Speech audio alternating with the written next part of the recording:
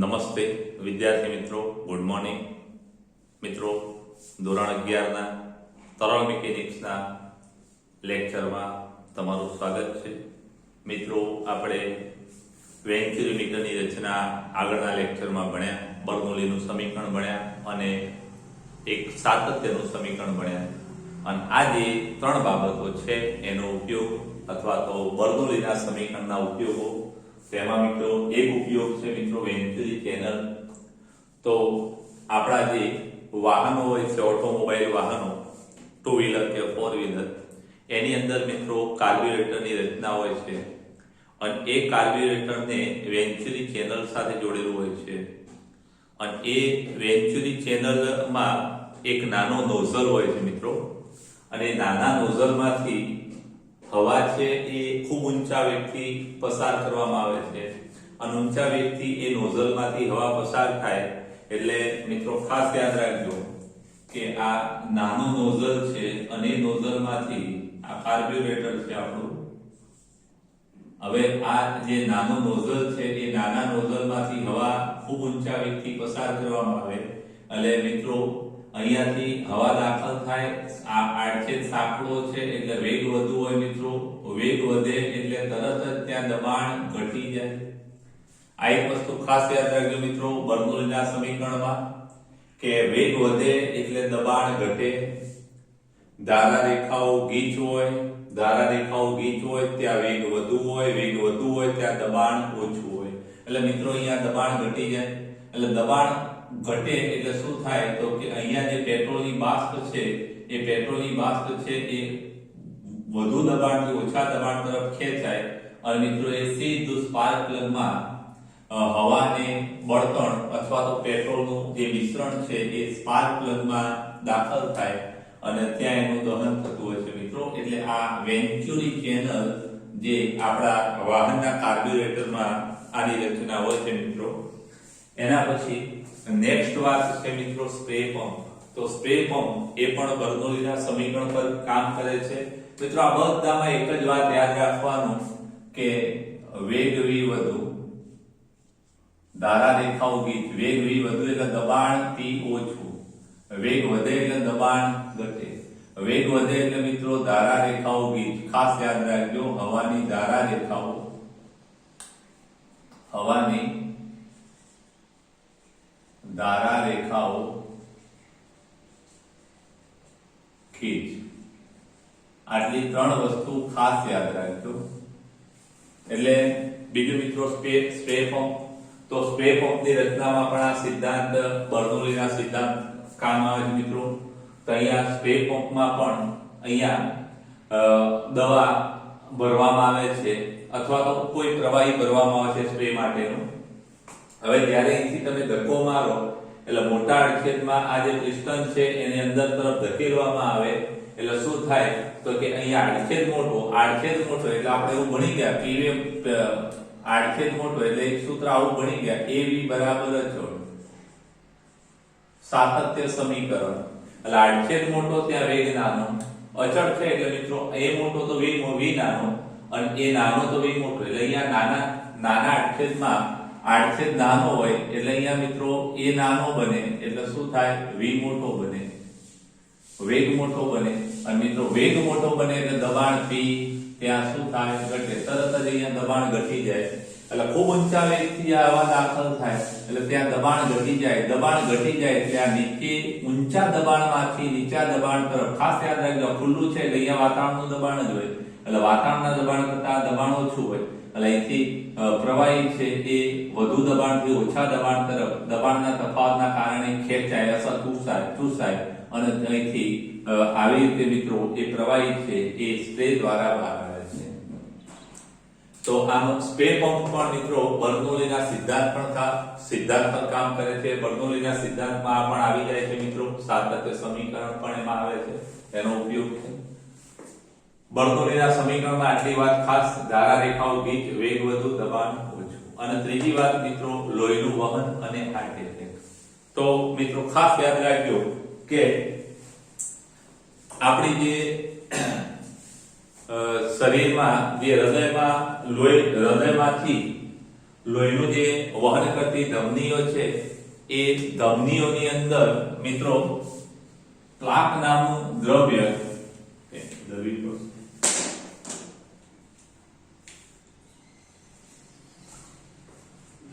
આ જે ધમનીઓ છે એ ધમનીઓની અંદર મિત્રો પ્લાક નામનું દ્રવ્ય ચોટી જતું હોય છે. પ્લાક એટલે બીજું કઈ નહીં મિત્રો, એક ચીકણો પદાર્થ છે જેને અહીંયા પ્લાક શબ્દ વાપરેલો છે. હવે આ પ્લાક નામનું દ્રવ્ય આની અંદર દાખલ થાય, આની અંદર ચોટી જાય મિત્રો, એટલે શું થાય તો કે આ જે આડછેદ છે સાંકડો બની જાય અને સાંકડા આડછેદમાંથી લોહીને પસાર કરવા માટે, રુધિરને પસાર કરવા માટે જે હૃદય છે એને વધુ દબાણથી કામ કરવું પડે અથવા વધુ કામ કરવું પડે અને માટે શું થાય તો કે ઊંચી કાર્યક્ષમતાથી એ હૃદય છે એ લોહીનું ભ્રમણ કરવા માટે પ્રયત્ન કરશે અને મિત્રો એના કારણે શું થશે કે જેવું લોહીથી દાખલ થશે એટલે નાના આડછેદમાં આડછેદ ઘટે એટલે ખાસ યાદ રાખજો, આડછેદ નાનો એટલે ધારા રેખાઓ ગીચ એટલે વેગ વધુ એટલે દબાણ ઓછું. એટલે મિત્રો અહીંયાથી ખૂબ ઊંચા વેગથી લોહી પસાર થશે અને ઊંચા વેગથી લોહી પસાર થશે એટલે જેવું રુધિર બહાર મોટા આડછેદમાં દાખલ થશે એટલે તરત જ અહીંયા દબાણ શું થઈ જશે તો વેગ વધુ હશે, દબાણ ઘટી જશે એટલે અહીંયા દબાણ ઘટી જશે અને દબાણ ઘટી જશે એટલે બહારના દબાણની સાપેક્ષમાં અંદરનું દબાણ ઘટી જશે એટલે પાછી આ ધમની છે સંકોચાશે એટલે મિત્રો પાછું જે આપણું હૃદય છે એને વધુ કાર્યક્ષમતાથી કાર્ય કરવું પડશે. એટલે મિત્રો આ વારે ઘડી આ ઘટના બનવાના કારણે અહીંયા હાર્ટ એટેક એટલે કે હૃદય પર હુમલો થતો હોય છે મિત્રો. એટલે હાર્ટ એટેક થવા પાછળનું કારણ આ છે મિત્રો. સામાન્ય રીતે આપણે સામાન્ય અનુભવમાં એવું જ કહીએ છીએ મિત્રો કે આડછેદ નાનો હોય ત્યાં દબાણ વધુ હોય, દબાણ વધુ નથી હોતું મિત્રો. આડછેદ ઘટે એટલે વેગ વધે એટલે ત્યાં દબાણ ઘટે વધે. આ એક ખાસ વસ્તુ યાદ રાખજો મિત્રો. તો આ ત્રણ બાબતો જરા યાદ રાખજો જે બર્નોલીના સમીકરણ પર આધારિત છે. બીજા બર્નોલીના સમીકરણના ઉપયોગો આપણે ભણીએ. સ્ક્રીનશોટ લેવો હોય તો લઈ લેજો.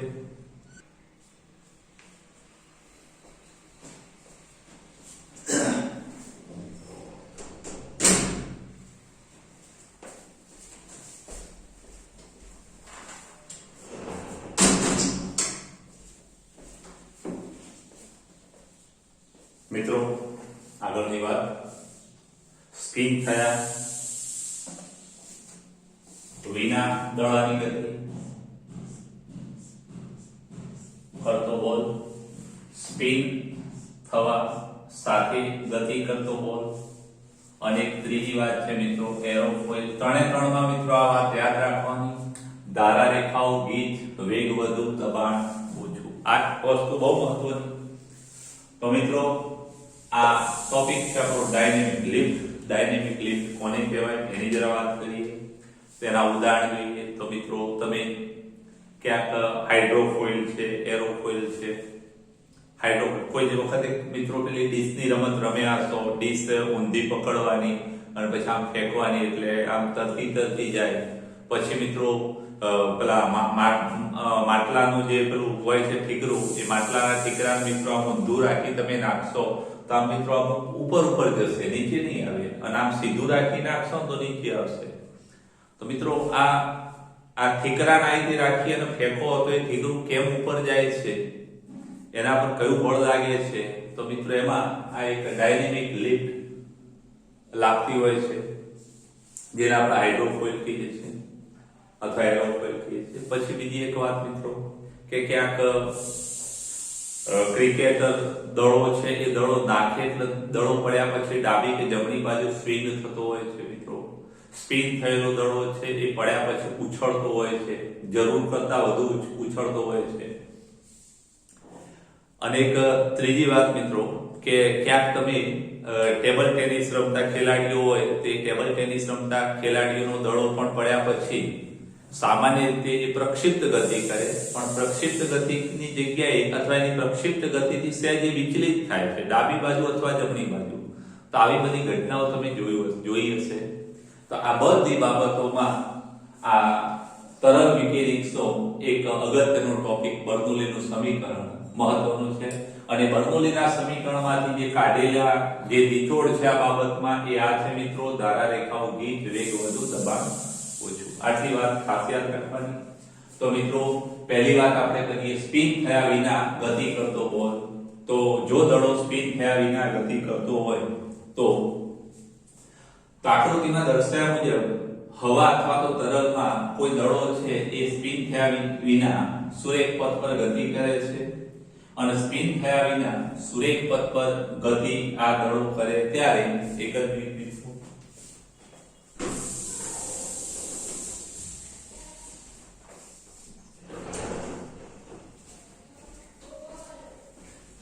આ દડો સ્પિન થયા સિવાય આ સુરેખ પથ પર ગતિ કરે ત્યારે મિત્રો દડો છે સમમિત હોય છે. સમમિત એટલે એક્ઝેક્ટ ગોળ હોય છે મિત્રો, અને આજુબાજુની સપાટી પણ એક સરખી ખળબચડી હોય અથવા લીસી એક સરખી હોય.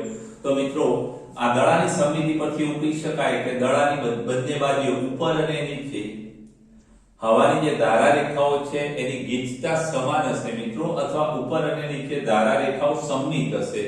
સમમિત એટલે ઉપર જેટલી ગીચ હોય એટલી જ નીચે હોય.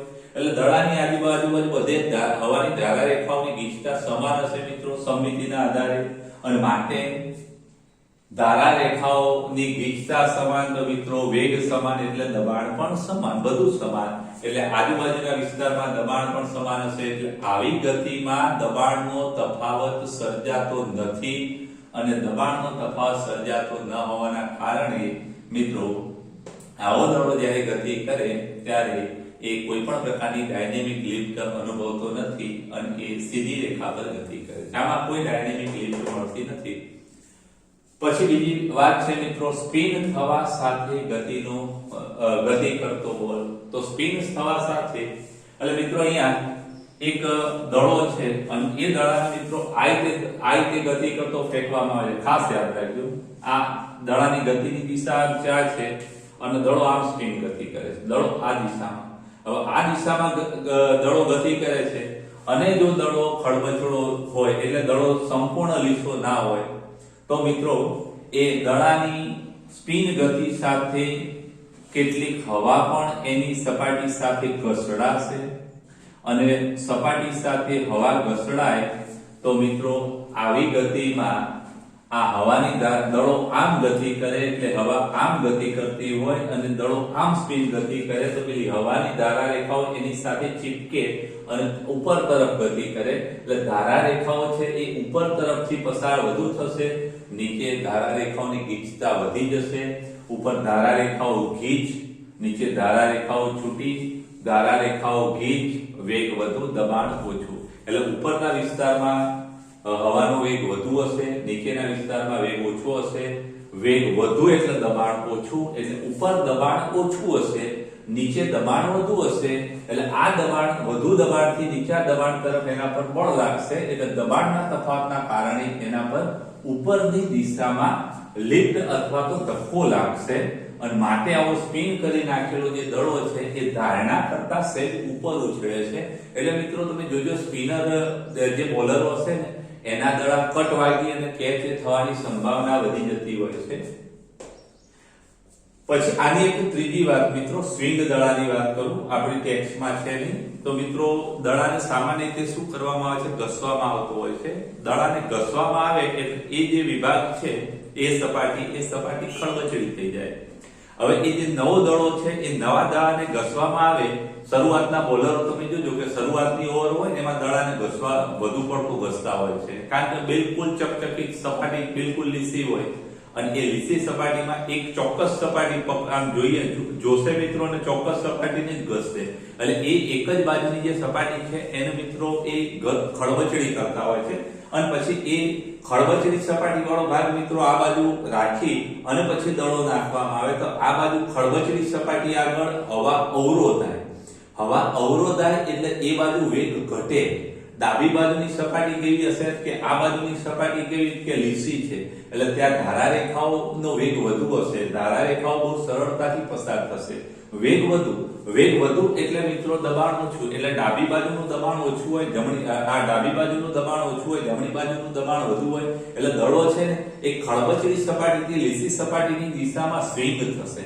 એટલે મિત્રો શરૂઆતની જે ઓવર હોય છે 5 થી 10 પાવર પ્લે, એમાં મિત્રો દડા સ્વિંગ વધુ થતા હોય છે. સ્વિંગ વધુ થવા પાછળનું કારણ એ મિત્રો કે જે સપાટી ઘસવામાં આવે એ ઘસેલી સપાટી અંદર રાખવામાં આવે અને દડો નાખવામાં આવે તો મિત્રો એ બેટ્સમેન બાજુ રાખવામાં આવે, દડો નાખવામાં આવે તે આઉટ સ્વિંગ થાય.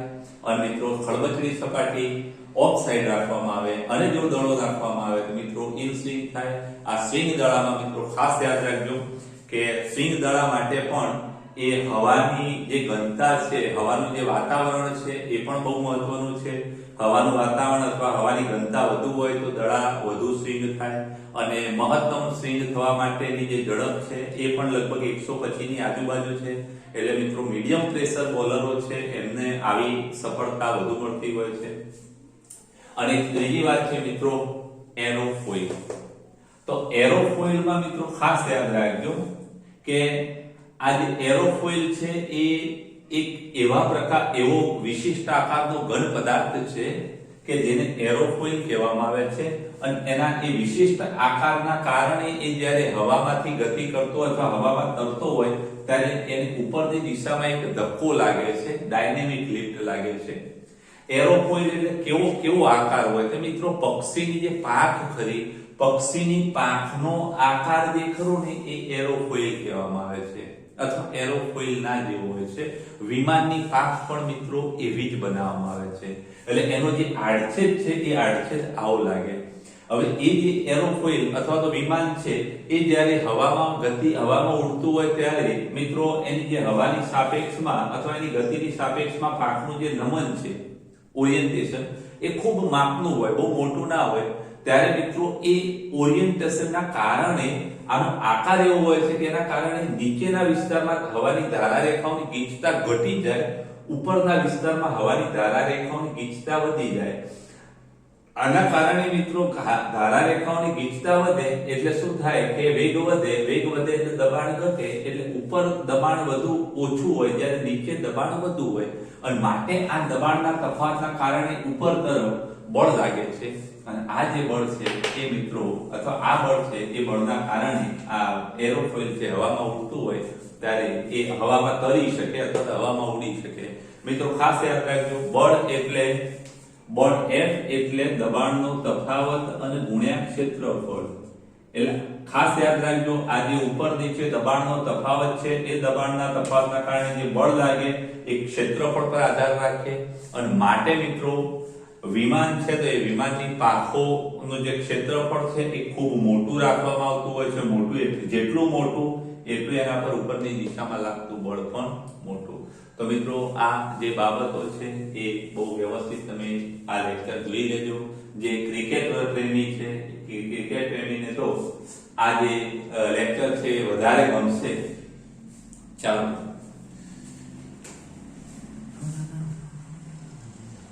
સ્ક્રીનશોટ લઈ લેજો.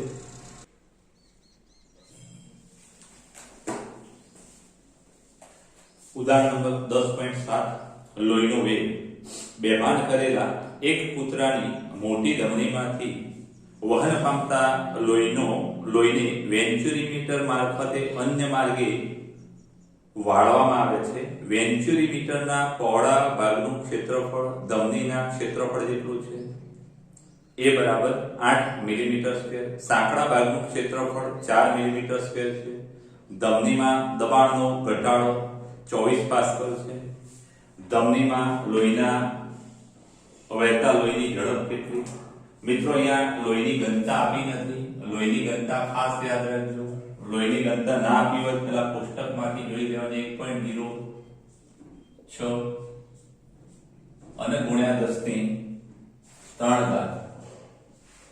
kg/મીટર. ખાસ યાદ રાખજો આમાં દબાણનો તફાવત એટલે ρmgh દબાણ તફાવત P1 - P2 જેને ρmgh કહેવાય વેન્ચ્યુરીમીટર માટે. અને એ મિત્રો 24 પાસ્કલ આપેલો છે, 24 પાસ્કલ છે.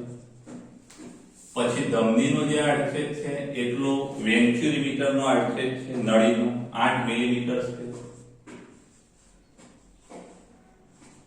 અને મિત્રો જે સાંકડો ભાગ છે એનો આડછેદ 4 મિલીમીટર છે. તો અહીંયા આપણે આની જરૂર પડશે, a બાય a ની જરૂર પડશે. તો કેપિટલ A ભાગ્યા small a, capital A 8 mm નો વર્ગ ભાગ્યા 4 mm નો વર્ગ.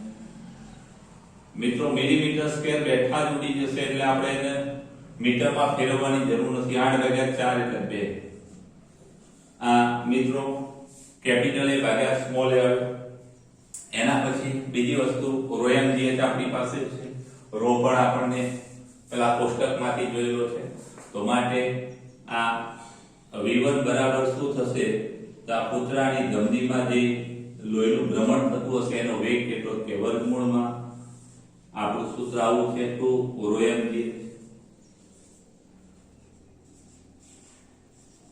અને ભાગ્યા રો કૌંસમાં કેપિટલ A ભાગ્યા સ્મોલ a નો વર્ગ અને -1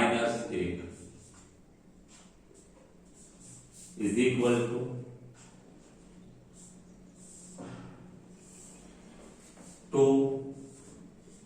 ρmgh કેટલા મિત્રો? 24 પાસ્કલ.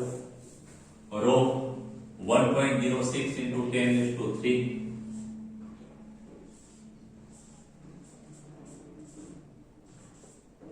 અને ગુણ્યા આ ભાગાકાર કેટલો? 2 એટલે અહીંયા 2 નો વર્ગ ઓછા 1 અને માટે v1 ઇઝ ઇક્વલ ટુ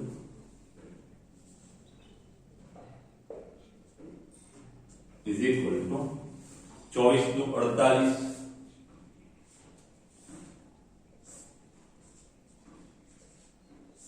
ભાગ્યા 2 નો 4 4 - 1 3 એટલે 1.06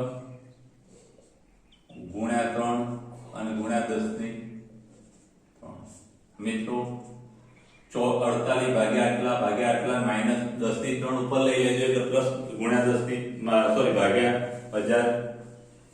આ બધી ગણતરી કરી અને મિત્રો વર્ગમૂળ કાઢશો એટલે તમારો જવાબ આવશે 0.123. ખાસ યાદ રાખજો આ -3 છે ઉપર લઈ જાઓ તો +3 ઉપર લઈ જાઓ. આને આપણે 1000 કહેવાય મિત્રો. કેલ્સીમાં ગણતરી સરળ પડશે. 48 ભાગ્યા 1.06 ભાગ્યા 3 ભાગ્યા 1000 અને એનું વર્ગમૂળ કાઢવું એટલે મિત્રો આટલા મીટર પર સેકન્ડ આવશે. આ મિત્રો જે આપણે વાત કરી કૂતરાની ધમનીમાં લોહીનો વેગ, તો એક મિત્રો આ capital A by small a ની જરૂર પડશે.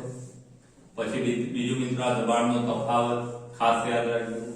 આ ડેટા આપેલો અને આપણો છેલ્લો ઝડપ આટલી છે. એના પછીનો દાખલા નંબર 1.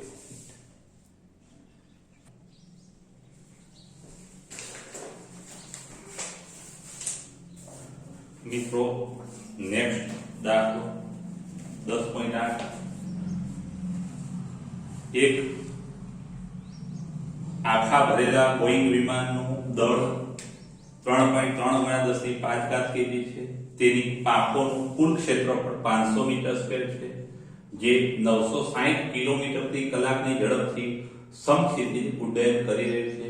એ પાંખોની નીચે અને ઉપરની સપાટીઓ વચ્ચે નો દબાણનો તફાવત અને બે પાંખની નીચેની સપાટીની સાપેક્ષે ઉપરની સપાટી પરની હવાની ઝડપનો આંશિક વધારો કેટલો હશે?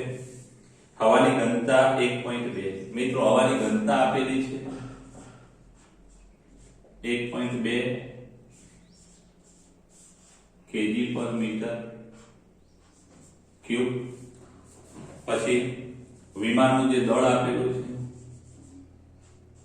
3.3 × 10⁵ kg g નું મૂલ્ય હંમેશા આપણે મિત્રો કેટલું લઈએ છે 9.8 મીટર પર સેકન્ડ સ્ક્વેર અને વિમાનની ઝડપ જે છે ખાસ યાદ રાખજો મિત્રો આ વિમાનની ઝડપ એટલે શું તો વિમાન જેટલી ઝડપથી ગતિ કરે છે એની ઉપરની હવાની ઝડપ વધુ હશે નીચેની હવાની ઝડપ ઓછી હશે એટલે મિત્રો ઉપરની ને નીચેની હવાની ઝડપનું જે સરેરાશ કાઢીએ એ વિમાનની ઝડપ થશે એટલે વિમાનની ઝડપ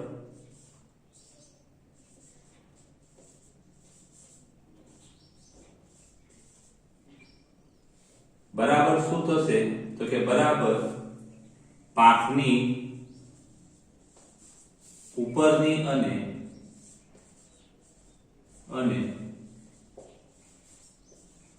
નીચેની હવાની ઝડપોનો સરેરાશ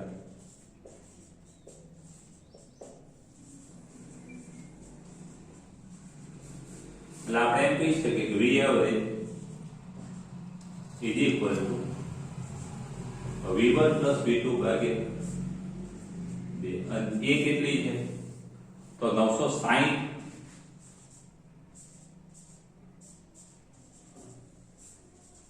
આને મિત્રો મીટર પર સેકન્ડમાં ફેરવી કાઢીએ 960 ગુણ્યા 1000 ભાગ્યા 3600 મિત્રો ભાગાકાર કરતા આ જવાબ આવશે 267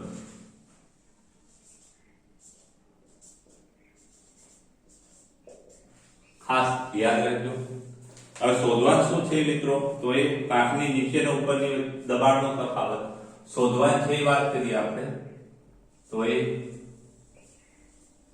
P1 P2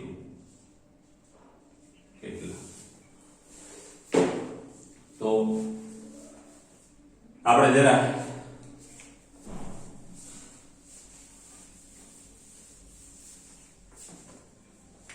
બોયલના નિયમનો બર્નોલીના સમીકરણનો ઉપયોગ કરીએ તો કે P1 + 1/2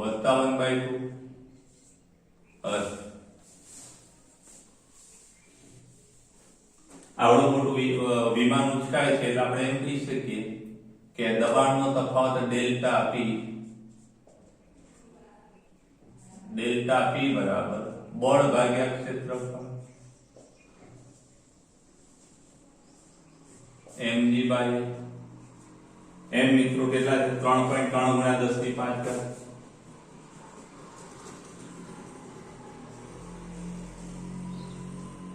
g 9.8 અને ક્ષેત્રફળ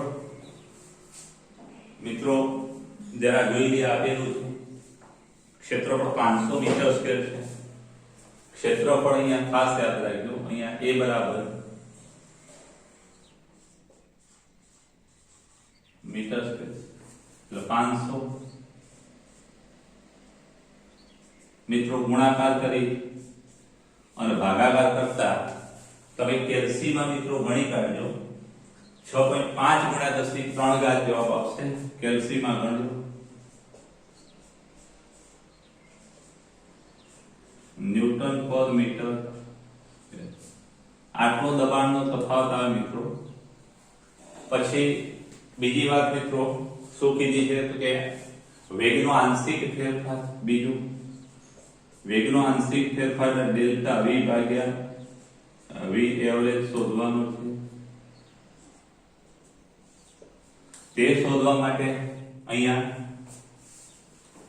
આપણે બોયલના બર્નોલીના સમીકરણનો ઉપયોગ કરીએ તો કે P1 + 1/2 રો v1 કે મિત્રો પાંખ ખૂબ પાતળી હોય એટલે ઊંચાઈનો તફાવત આપણે લગભગ અવગણી શકીએ એટલે P1 + 1/2 row v1 = P2 + 1/2 row v2 square અને માટે P1 - P2 = 1/2 row v2 square - 1/2 row v1 square આ પદ પહેલી બાર લીધી અને માટે આ P1 માઈનસ P2 એટલે આપણે એના પર ડેલ્ટા P કહી શકીએ.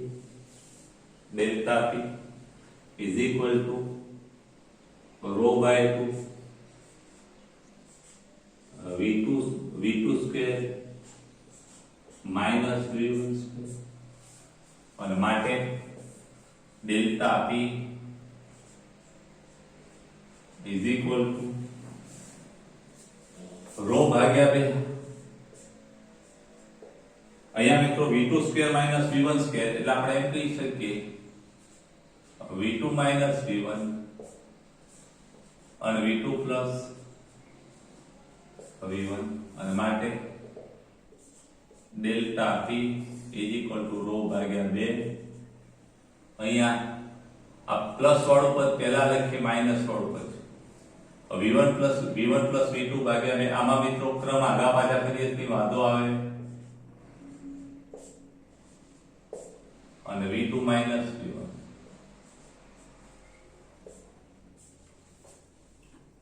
માટે ડેલ્ટા P સોરી આ બગડો આપણે છેદમાં લઈ ગયા છે એટલે રો V1 પ્લસ V2 ભાગ્યા 2 મિત્રો V એવરેજ આને આપણે V એવરેજ કહીશું ઇનટુ V2 માઈનસ V1 એને આપણે ડેલ્ટા V કહીએ. ખાસ યાદ રાખજો અને માટે આપણે અહીંયા V એવરેજ અહીંયા ડેલ્ટા P ભાગ્યા રો અને ભાગ્યા V average is equal to delta V અને માટે ડેલ્ટા V ભાગ્યા V એવરેજ V એવરેજ વડે મિત્રો ભાગ્યા આ બાજુ ભાગ્યા તો ડાબી બાજુ પણ ભાગવા પડે એટલે આપણું ડાબી બાજુનું સૂત્ર આવશે દબાણનો ફેરફાર ભાગ્યા રો ઇન્ટુ V એવરેજ નો. ખાસ યાદ રાખજો અહીંયા V એવરેજ વડે ભાગ્યા અહીંયા V એવરેજ વડે ભાગ્યા અને માટે ડેલ્ટા V ભાગ્યા V average is equal to delta P દબાણનો ફેરફાર 6.5 ગુણ્યા 10 ની 3 ઘાત ભાગ્યા હવાની ઘનતા 1.2 અને ગુણ્યા આપેલી છે મિત્રો V એવરેજ નો વર્ગ. V એવરેજ એટલે 267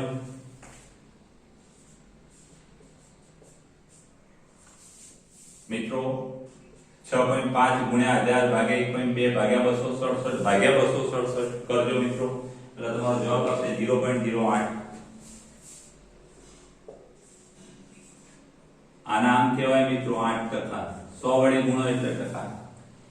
સમજી લો મિત્રો કે ઉપર અને નીચેની હવાના વેગનો જે ફેરફાર છે એ કેટલા ટકા હોય છે કે 8% જ વેગનો ફેરફાર હોય છે અને 8% વેગના ફેરફારના લીધે મિત્રો આટલું વજન 3.3 ગુણ્યા 10 ની 5 ઘાત એટલે મિત્રો 33 ની પાછળ 4 મીંડા એટલે 3,30,000 કેજી વજન ઉચકી અને આ વિમાન ઉડે. એના પાછળનું કારણ મિત્રો આ પાકનું ક્ષેત્રફળ જે 500 મીટર સ્ક્વેર છે. મિત્રો સ્ક્રીનશોટ લઈ અને ઉતારી દેજો.